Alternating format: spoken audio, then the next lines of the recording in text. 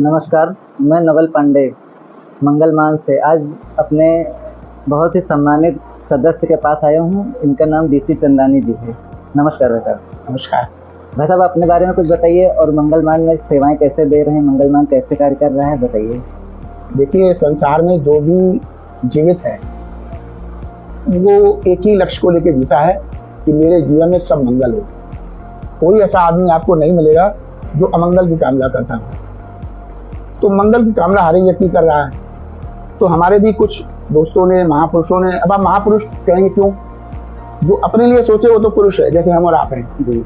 जो दूसरों के लिए सोचे वो है महापुरुष जी। तो हमारे दो महापुरुष साथी गणेश तामकर जी और प्रोफेसर राम कुमार जी, इन्होंने सोचा कि कुछ समाज के मंगल के लिए कुछ कार्य किया जाए और हमेशा करते भी रहे पहले से भी ये लोग। तो उन्होंने 4, 6, 8, 10 मित्रों के साथ चर्चा करी। इस तरह मंगलमान का जन्म हुआ। मंगलमान एक संस्था, वो संस्था है जिसका उद्देश्य है कि आपकी जड़ जो संस्कृति है उससे आप जुड़े रहे। जी। अब आप इसको ऐसे समझिए कि एक पतंग है।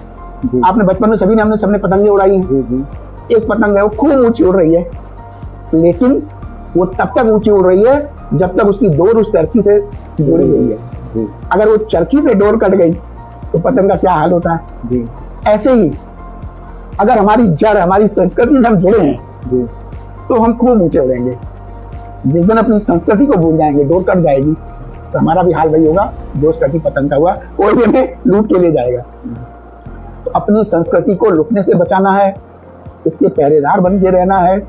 ये कैसे समृद्ध हो, कैसे बढ़े, फले, फूले, यही मंगलमान का उद्देश्य है। जी। तो भाई साहब ये आप कैसे सब व्यवस्थित करते हैं, कैसे मंगलमान कैसे समाज में कैसे उतरा, कैसे काम करता है, क्या क्या काम करता है? मंगलमान उन लोगों को ढूंढता है जो समाज के लिए कुछ करना चाहते हैं। प्रत्येक व्यक्ति के मन में सेवा का भाव ईश्वर ने, हमारी संस्कृति ने डाला हुआ। हमारे बुजुर्गों ने बचपन में, आप देखिए, हम सब जब छोटे होते थे तो हमारे घर पे कोई मांगने वाला आता था तो हमारी माता कहती थी जा इसको रोटी दिया। तो हम सोचते थे कि माँ खुद भी उसको रोटी दे सकती है, हमें क्यों भेज रही है। वो सेवा का संस्कार डाल रही थी जी हमारे अंदर। ऐसे ही हर व्यक्ति कुछ ना कुछ सेवा करना चाहता है। हमारी संस्था ऐसे लोगों को ढूंढती है। जी। ढूंढ के क्या करती है, एक बांस अकेला टूट जाता है, वही बांस जब गट्ठर में बंध जाता है तो फिर नहीं टूटता। ऐसे ही एक छोटा सा गट्ठर बनाया हमने जो धीरे धीरे मजबूत हो रहा है और समाज में सुव्यवस्थित तरीके से। अभी मैं आजकल तो ये YouTube पे बड़े ब्लॉगर आते हैं। जी। कल मैं ब्लॉग देख रहा था, एक सज्जन लग्जमबर्ग पहुंचे हुए थे। जी। तो वो दिखा रहे थे, देखिए यहाँ की सड़कें कितनी साफ है, यहाँ पे ये कैसा है। हम उन व्यक्तियों को ढूंढते हैं जो हमें बाहर की सड़कें साफ न दिखाएं, जी। जो ये कहें कि हमें अपने देश की सड़क भी साफ कर दी। ऐसे लोगों की तलाश में मंगलमान रहता है। हम अपने देश को सुंदर बनाएं, अपने रहने वाली जगह को अच्छा बनाएं। बाहर ठीक है, वो देखने से प्रेरणा मिलती है, लेकिन वहीं देख के न रह जाए, उसको आके अपने यहाँ इंप्लीमेंट करें। ऐसे लोगों को जिनके मन में इस तरह की भावनाएं हों, ललक हों, उनको मंगलमान से जोड़ते हैं। भविष्य की क्या योजनाएं है सर? भविष्य में देखिए, हम ये चाहते हैं कि जो हमारे बालक हैं, जो हमारे छोटे हैं, वो इस संस्कृति की विराटता को समझें। विश्व में एक भारतीय संस्कृति ऐसी है जिसके पास सारे प्रश्नों के जवाब हैं। जी।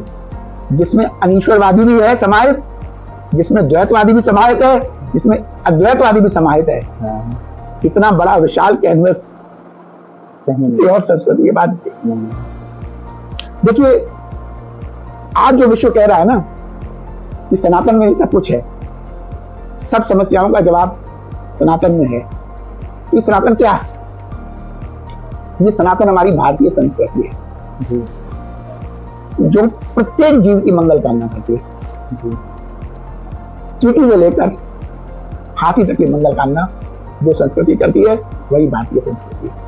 इसका संवर्धन कैसे हो, जी ये कैसे पुष्ट हो। जी आप सोचिए, इतना ज्ञान का सागर हमारे पास था, इसके बावजूद हम गुलाम हो गए। जी 1000 साल तक गुलाम रहे। क्यों? क्योंकि इस ज्ञान की रक्षा भी करनी है, जी इस संस्कृति की रक्षा भी करनी है। संस्कृति की रक्षा कैसे होगी? जब हम उस संस्कृति रूपी कोहिनूर की महत्ता को समझेंगे। जी नवल जी, जी आपके घर में गहने होंगे, जी सोने के, चांदी के, हीरे के। आप कितना उनको संभाल के रखते हैं? क्योंकि आप जानते हैं ये वैल्यूएबल है। जी अगर आप उसको जाने ना, उसकी वैल्यू ना जाने, तो कहीं भी आले में पड़ा रहेगा। जी जी तो जब हम अपनी संस्कृति की महत्ता को, उसकी वैल्यू को समझेंगे, तो हम उसकी संस्कार की रक्षा के लिए उद्यत होंगे। जी हमें समझना चाहिए। हम, आप देखिए, जितने भी हमारे देवता हैं, गुरु हैं, सबों ने शास्त्र के साथ शस्त्र की भी विद्या दी। जी कुछ समय ऐसा आया जब हमने शस्त्र की महत्ता को नहीं समझा और हम गुलाम हो गए।